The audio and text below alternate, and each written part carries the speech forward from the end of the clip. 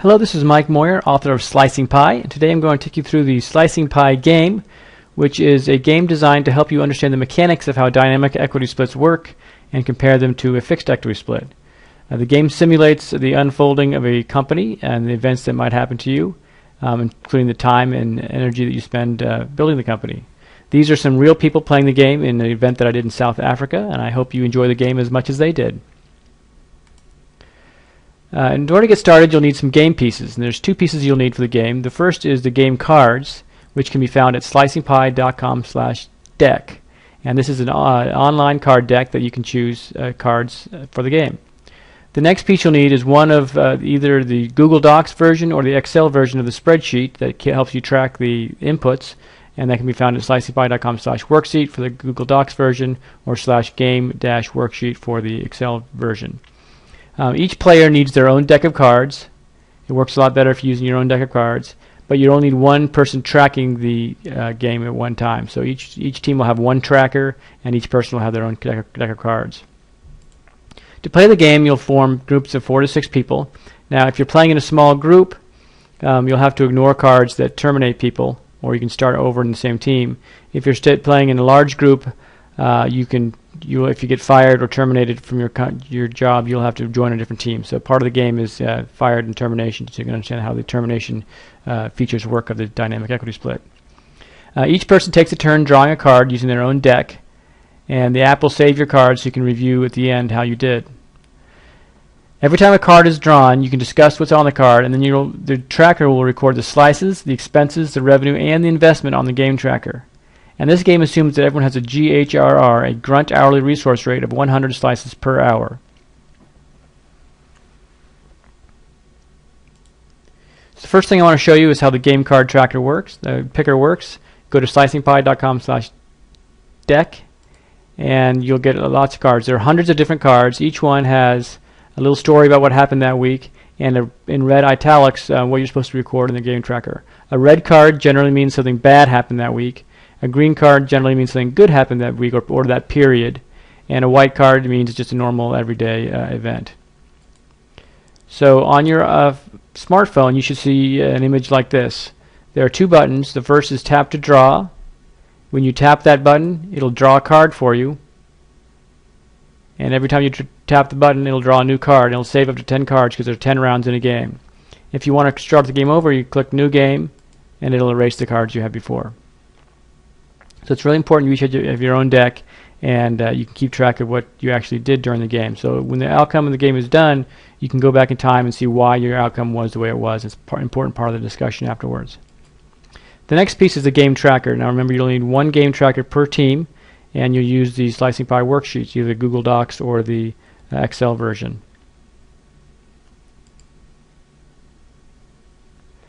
The first thing you'll want to do is give your team a great name. In this case, this team is called Monster Dragon Slayer, and you'll enter the names of your starting team into these boxes.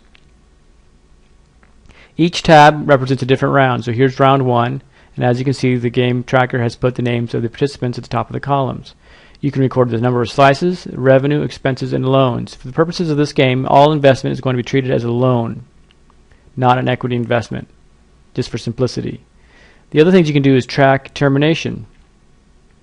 So people can be fired for good reason, fired for no good reason, resign for good reason, or resign for no good reason. When someone draws one of those cards, you mark this box with a 1, and that will keep track of the termination rules, and that can be applied at the end of the game. Now at any given time during the game, at any round, you can choose to sell your company. If you choose to sell your company, go to the Results tab and enter the multiplier from the lower left corner of the card, and I'll show you how that works. But you can only choose the last card drawn.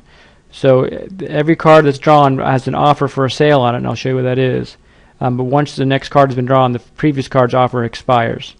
So you've got to make up your own mind when you use those cards. But you have to sell at the end of 10 rounds. So I'll show you how to play. So here's an example of a card being drawn. So this card says, "Cha-ching! A new customer found made a 30,000 euro purchase. Your 5% commission towards equity is 1,500 euros. So 1,500 times 2 is the number of slices you get for your commission. It's an unpaid non-cash contribution. So you get 3,000 slices. That's 1,500 times 2. Plus, you work 40 hours this round, which is 4,000 slices. Remember, each person has a ground hourly resource rate of 100 slices, so 40 times 100 is 4,000. So 3,000 plus 4,000 is 7,000. So you record 7,000 slices and 30,000 euros in revenue. This number right here, if you choose to sell your company, is the multiplier, is the multiple at which you sell your company. A 1 is not a very high multiple. So go back to the tracker. Under Mike, put 7,000 slices and 30,000 euros in revenue. Now the next person draws a card. This is a white card. Media hit, an article in TechCrunch.com boosts site traffic. You did this in normal course of your job. This is just a regular thing people do in their job. It's a good thing, but it's not outstanding. Just what you should be doing during your job. So this person worked 50 hours this round, so he gets 5,000 slices. So you go to Norvin, next row, and record 5,000 slices. Now it's Ann's turn. Ann draws a card. You're hired. You take a job with a different company. Pick a new company and join their team. This is resignation without good reason. You will lose your equity with your current company. So this means that this person has left this job and you can go join a different team. If there's no other team to join, you'll just have to start over with this team. But you're going to mark resign for no good reason on this tracker. So here's Ann. She's going to mark resign for no good reason right here on the tracker. Now it's Ann's turn. Hooray! An angel investor you found loaned you 50,000 euros. Your 5% finder's fee towards equity is 2,500 euros. So in this case, this company is paying a finder's fee on investments found of 5%. That's a non-cash contribution, and non-cash contributions convert to slices at the fair market value, which is 2,500 euros, times 2, which is the multiplier we use for non-cash contributions. So in this case, this person gets 5,000 slices. Plus, you worked 40 hours this week, which is 4,000 slices, so they're going to record 9,000 slices and a 50,000 euro loan. So here's Anson, 9,000 slices, 50,000 euro loan. Now it's Marily's turn. Thank you. You made a 25,000 euro investment into the company. The money was spent on important marketing expenses. If you get fired, this can convert to a loan and you will get paid back. You get 100,000 slices. So because this team member made a 25,000 euro investment, cash investments convert at 4x when they're spent, and this card says the money has been spent. So she gets 100,000 slices. Plus she worked 40 hours this week, so she gets 104,000 slices. So under Marily, you record 104,000 slices. The next person goes back. This is the beginning of round 2. Drat, your mistake cost the company 30,000 euros. This is a warning. 2 more and you're fired. If you're fired, your team should mark fired for good reason, and you should join another team. If not, you work 40 hours this round, 45 hours this round. So you got to record 45,100 slices and a 30,000 euro expense. If this person draws 2 more of these cards, they're fired for good reason. If you notice down here, this is number 7. This is a pretty good offer for your company. The offers range from 1 to 10, and if you choose to take this sale price, you can use this multiplier. Generally speaking, it's better to wait later in the game to have an opportunity to make more money. So here's round 2. Mike has 4,500 slices. This is the next tab, and 30,000 euros as an expense. Next time is Norman. He got a yellow card. You're terminated. The company just doesn't need you anymore. Go and join a different team. You will keep all your equity in the company, and you can add it to your payout from this company to your winnings at the end. You work 40 hours this round. So in this case, Norman was let go for no good reason. So that means that later when the company liquidates, he's still going to get a piece of this pie, so he can come back later and add this to his winnings. So the tracker will record 4,000 slices and fired for no good reason. So there's 4,000 slices and fired for no good reason. And you keep playing. Ann is not playing anymore because she's been fired. So you skip to Anson. If someone joins your team, you simply add their name to the spreadsheet and can continue playing with them. So now we have Elijah there. Elijah draws a card.